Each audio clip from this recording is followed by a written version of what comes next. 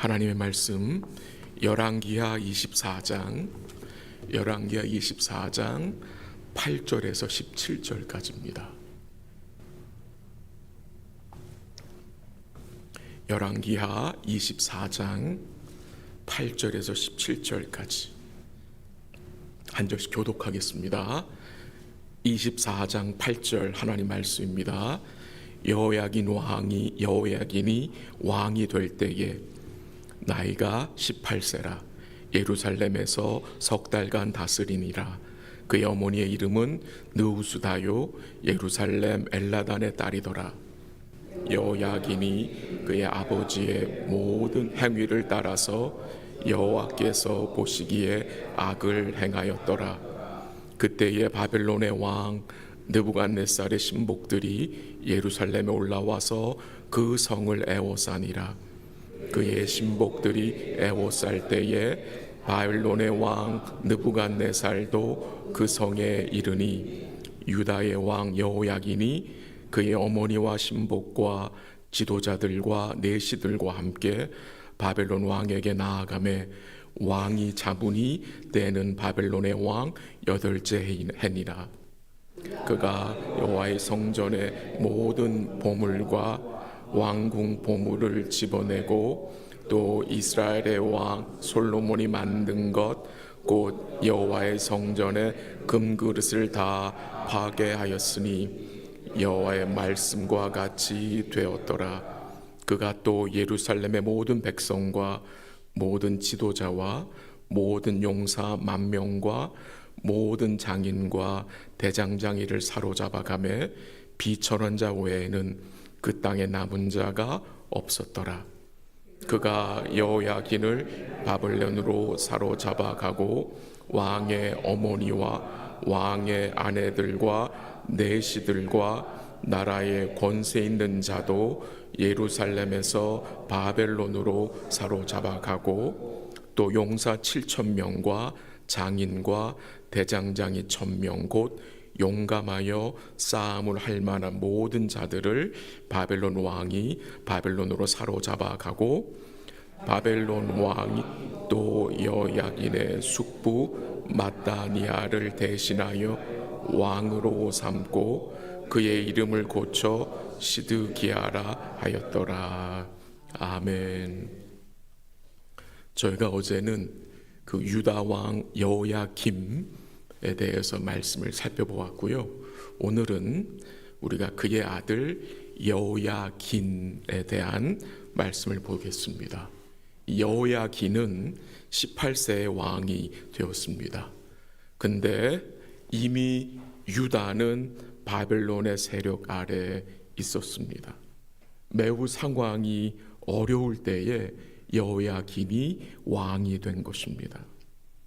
그러나 여호야긴은 그의 아버지 여호야김의 모든 행위를 따라서 여호와 보시기에 악을 행하였다고 했습니다. 결국 여호야긴이 어떻게 됩니까? 그는 예루살렘에서 3개월을 다스리다가 그의 어머니와 신복과 지도자들과 내시들과 함께 바벨론으로 사로잡혀 가게 됩니다. 그 당시 상황을 14절에서 이렇게 설명을 하는데요. 우리 한번 14절 읽어볼까요? 다 같이 시작. 그가 또 예루살렘의 모든 백성과 모든 지도자와 모든 용사 10,000명과 모든 장인과 대장장이를 사로잡아 가매 비천한 자 외에는 그 땅에 남은 자가 없었더라. 그 14절을 같이 읽었는데요. 거기서 반복되는 단어 하나 있습니다. 그 한 단어가 4번이 나옵니다. 어떤 단어입니까? 모든이란 단어입니다. 모든 백성, 모든 지도자, 모든 용사 10,000명, 모든 장인과 대장장이. 지금 강조하는 내용이 무엇입니까? 많은 것을 이 남유다가 이뤘다는 것입니다. 많은 사람이 바벨론으로 잡혀갔고 그 14절 마지막에 나온 대로 비천한 자 외에는 그 땅에 남은 자가 없었다고 증거하고 있습니다. 그뿐만이 아닙니다. 하나님의 성전의 모든 보물과 왕궁 보문들은 어떻게 됩니까? 약탈을 당했습니다. 성전의 금 그릇들을 어떻게 합니까? 바벨론의 느부갓네살이 파괴해 버렸습니다. 다 깨트려 버립니다. 네, 이런 복잡하고 혼란스럽고 어려운 상황들을 성경이 뭐라고 증거하고 있습니까? 한번 13절 마지막 부분에 뭐라고 나왔습니까? 한번 13절 같이 읽죠. 시작. 그가 여호와의 성전의 모든 보물과 왕궁 보물을 집어내고 또 이스라엘의 왕 솔로몬이 만든 것 곧 여호와의 성전의 큰 그릇을 다 파괴하였으니 여호와의 말씀과 같이 되었더라. 그 13절 마지막에 어떤 말씀이 나와요? 여호와의 말씀과 같이 되었더라. 약간 충격 아닙니까? 여호와의 말씀과 같이 되면 좋은 거 아닙니까? 보통 우리는 마음속에 여호와의 말씀과 같이 되었다 하면 일들이 좋게 풀리는 것으로, 일들이 아름답게 열매 맺는 것으로 우리는 생각할 때가 많이 있지 않습니까? 근데 오늘 본문 13절 마지막에 여호와의 말씀과 같이 되었다고 하는데 오늘 본문에서는 좋게 보여지는 것이 단 하나도 없습니다. 왕과 지도자들이 바벨론으로 잡혀갔습니다. 예루살렘 성이 애워싸움을 당했습니다. 성전과 왕궁의 보물들을 약탈당했습니다. 성전의 금그릇들은 파괴되었습니다. 예루살렘 땅 거민들은 바벨론으로 끌려갔습니다. 이제 그 땅에는 비참한 자들만 남아있다고 합니다. 여호와의 말씀대로 되었다는데 뭐 좋은 것이 없습니다. 뭐 건질 만한 것이 없는 것 같이 보입니다. 그러나 성경은 이 모든 일들이 여호와의 말씀대로 되었다고 증거하고 있다는 것입니다. 그 말을 조금 풀어서 말하면 어떤 의미입니까? 여호와께서 그렇게 하셨다는 것입니다. 여호와께서 허락하셔서 백성들을 바벨론으로 포로로 잡혀가게 하고 성전을 무너지게 하고 성전의 기구들이 다 깨지게 하고 왕이 잡혀가게 하고 이 모든 일들이 여호와의 말씀대로 여호와께서 그렇게 하셨다는 것입니다. 어떻게 보면 이런 내용도 우리에게는 큰 충격이 될 수 있습니다. 근데 이제 말씀을 듣다 보면 이제 이해가 되실 텐데요. 이 바벨론 왕은 어떻게 합니까? 여호야긴을 잡아가죠. 바벨론으로 끌고 가고 대신해서 그의 숙부인 곧 요시야의 또 다른 아들인 마따니아를 왕으로 세워버립니다. 그리고 바벨론의 느부갓네살 왕이 이 마따니아의 이름을 자기 마음대로 시드기야로 바꾸어 버립니다.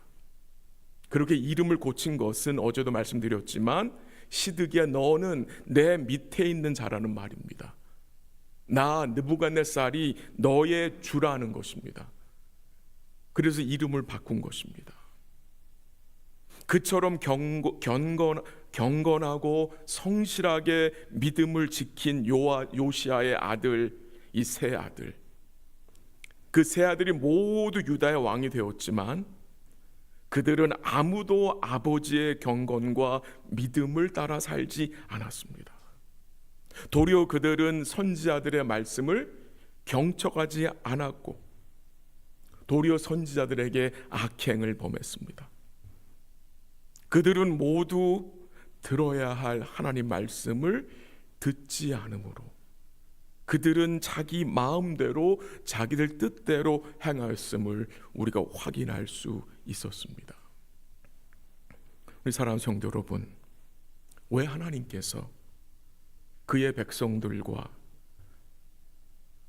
또한 약속의 땅과 그의 이름을 두신 성전에 이런 고통스러운 일들을 허락하셨을까요?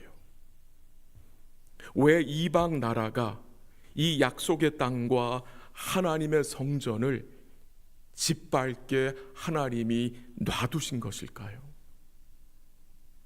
왜 이 언약의 백성들에게 하나님이 이 고난과 고통과 환난의 시기를 허락하신 것일까요?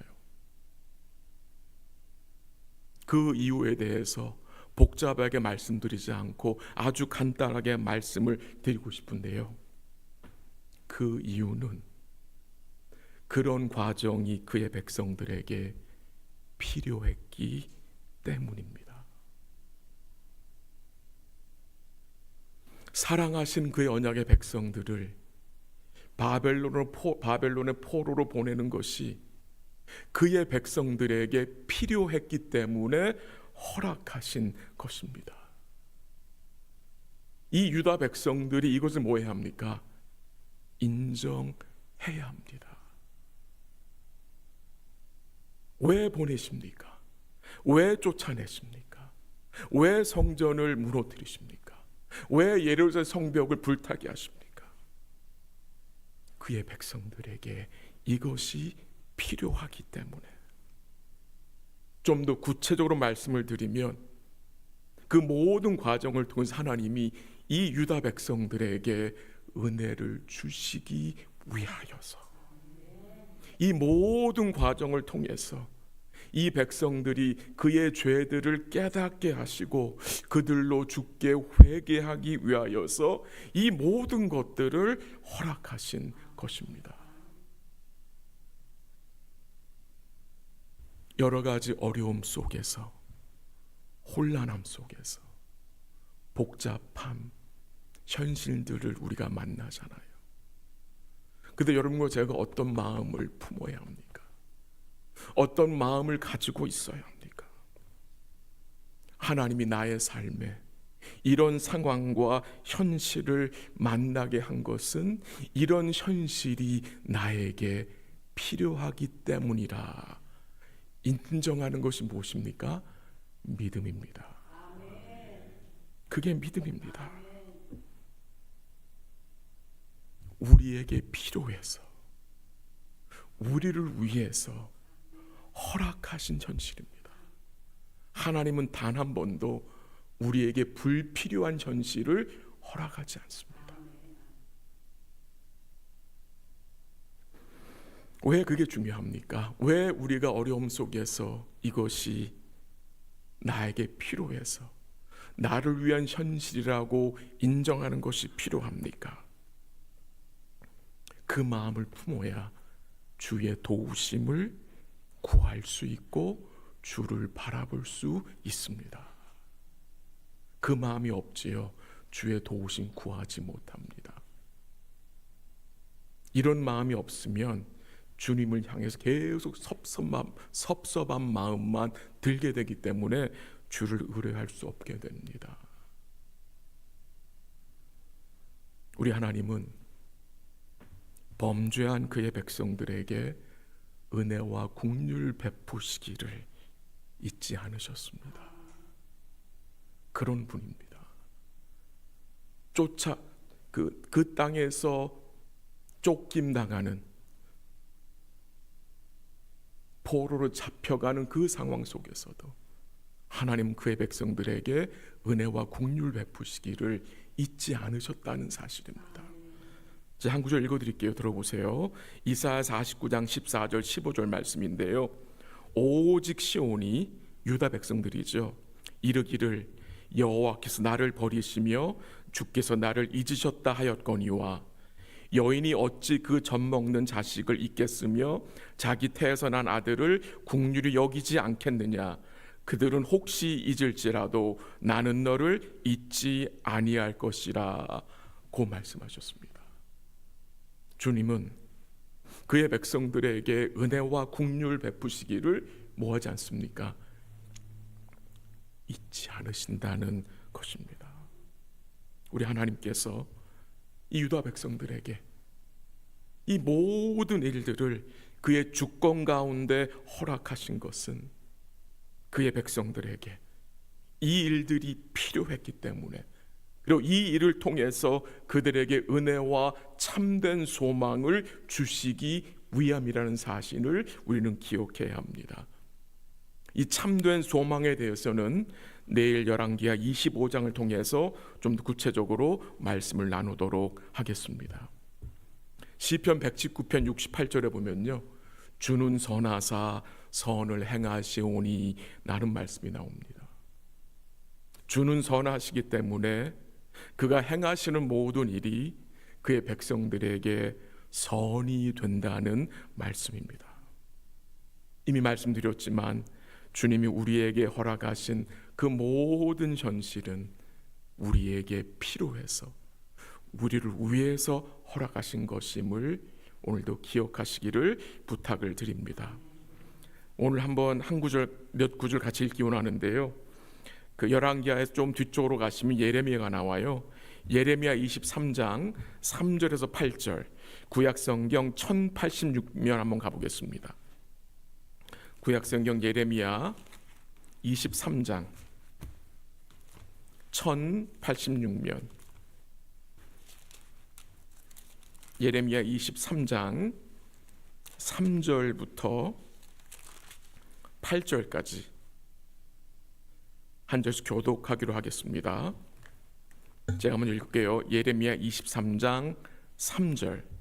이 말씀은 하나님이 예레미야를 통해서 이 고통 중에 유다 백성들에게 약속하신 것입니다. 23장 3절 제가 한번 읽습니다. 내가 내 양떼에 남은 것을 그 몰려갔던 모든 지방에서 모아 다시 그 우리로 돌아오게 하리니 그들의 생육이 번성할 것이며 내가 그들을 기르는 목자들을 그들 위에 세우리니 그들이 다시는 두려워하거나 놀라거나 잃어버리지 아니하리라. 여호와의 말씀이니라. 여호와의 말씀이니라. 보라, 때가 이르리니 내가 다윗에게 한 의로운 가지를 일으킬 것이라. 그가 왕이 되어 지혜롭게 다스리며 세상에서 정의와 공의를 행할 것이며 그의 날에 유다는 구원을 받겠고 이스라엘은 평안히 살 것이며 그의 이름은 여호와 우리의 공이라 일컬음을 받으리라. 그러므로 여호와의 말씀이니라. 보라, 날이 이르리니 그들이 다시는 이스라엘 자손을 애굽 땅에서 인도하여 내신 여호와의 사심으로 맹세하지 아니하고 이스라엘 집 자손을 북쪽 땅 그 모든 쫓겨났던 나라에서 인도하여 내신 여호와의 사심으로 맹세할 것이며 그들이 자기 땅에 살리라 하시니라. 아멘. 놀라운 약속 아닙니까? 하나님이 고통 중에 유다 백성들에게 예레미야를 통해서 어떤 약속을 주셨습니까? 흩어진 양들을 다시 모아 돌아오게 하리라. 내가 그들 위에 목자를 세울 것인데 그는 다윗에게서 나온 한 의로운 가지라고 말씀하시고 그 목자가 지혜와 정의로 행할 것이며 하나님의 백성들은 여호와가 우리의 의라고 일컫게 될 것이며 이제 하나님의 백성들이 애굽에서 인도하여 내신 여호와의 이름으로 맹세하는 것이 아니라 북쪽 땅, 누굽니까? 바벨론에서 쫓겨났던 곳에서 인도하여 내신 여호와의 사심으로 맹세할 것이라고 약속을 하셨습니다. 이 모든 내용들은 단순히 유다 백성들의 구원만을 보여주는 것이 아닙니다. 우리 예수님을 통해서 이루어진 그 구원과 임할 그 나라를 우리에게 보여주시는 것입니다. 우리 하나님은 영원 전부터 여러분과 저의 구원을 계획하셨고 그의 영원한 나라를 준비하신 은혜의 주님이심을 잊지 마시기 바랍니다. 말씀을 정리합니다. 이미 여호와의 성전이 불에 타서 무너졌습니다. 그곳으로 인해서 이 유다 백성들은 너무도 슬펐을 것입니다. 너무도 괴로웠을 것입니다. 근데 하나님이 예레미야를 통해서 그 백성들에게 어떤 약속을 주십니까? 이번엔 제가 한번 읽게 들어보세요. 예레미야 33장 10절 하반부 11절 내용인데 이렇습니다. 여호와의 집에 감사제를 드리는 자들의 소리가 다시 들리리니 이는 내가 이 땅의 포로를 돌려보내어 지난 날처럼 되게 할 것이라 여호와의 말씀이니라. 성전이 무너졌는데 다시 어떤 소리가 들리게 한대요? 그 성전에서 감사제를 드리는 자들의 소리가 다시 들리게 하시겠대요. 뭘 말씀하신 것입니까? 하나님이 이 포로로 잡혀간 이 유다 백성들과 또한 성전을 다시 회복하실 것을 약속하신 거 아니겠습니까? 우리 사랑하는 성도 여러분, 오늘도 우리 선하신 주님을 우리가 온 마음으로 의뢰하고 그 주의 거룩하신 뜻을 따라 행하는 복된 날들이 될 수 있기를 기도합니다. 이 세상 사랑하지 마시고 여호와의 말씀을 따라 이 모든 구원을 이루어 주신 우리 주님을 사랑하는, 그 주님을 기뻐하는 복된 날 되시기를 기도합니다. 그리고 우리가 당면한 모든 상황과 형편이 우리에게 필요해서 우리를 위해서 주신 것임을 인정하고 오늘도 주의 말씀 가운데 선하게 인도하실 그 주님을 믿음으로 바라보는 복된 날 되시기를 주의 이름으로 간절히 기도합니다. 한번 같이 기도하겠습니다. 같이 합심으로 같이 잠시 기도하기 원하는데요, 오늘도 우리가 당면한 모든 상황, 그 어려운 현실, 그 일로 인해서 우리가 마음이 불편할 때가 참 많이 있잖아요.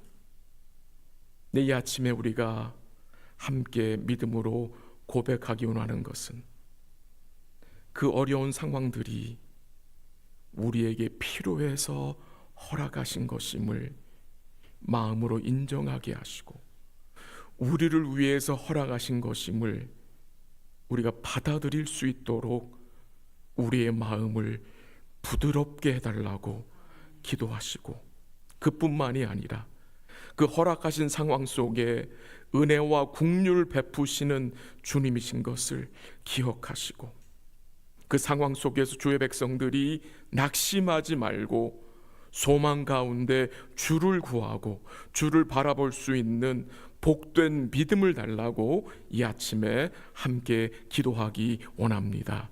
또한 내일이 복된 주일인데요, 하나님 앞에 드려질 우리 EM 예배와 교육부 예배들과 우리 KM 예배를 위해서 같이 기도하기 원합니다.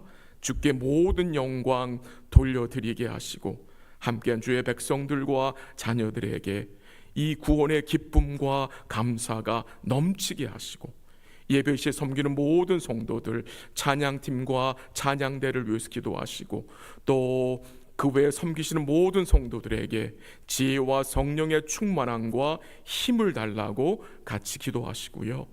또 내일 2부 예배 시에 세례 입교식이 거행됩니다. 구원의 기쁨과 확신 가운데 세례받고 입교할 수 있게 하시고 온 교회 이 일이 기쁨과 감사가 되게 하시고 주께 모든 영광이 돌려줄 수 있도록 기도하시고 이제 다음 월요일부터 시작되는 우리 중고등부 SF 수련을 위해서 기도하시길 바랍니다.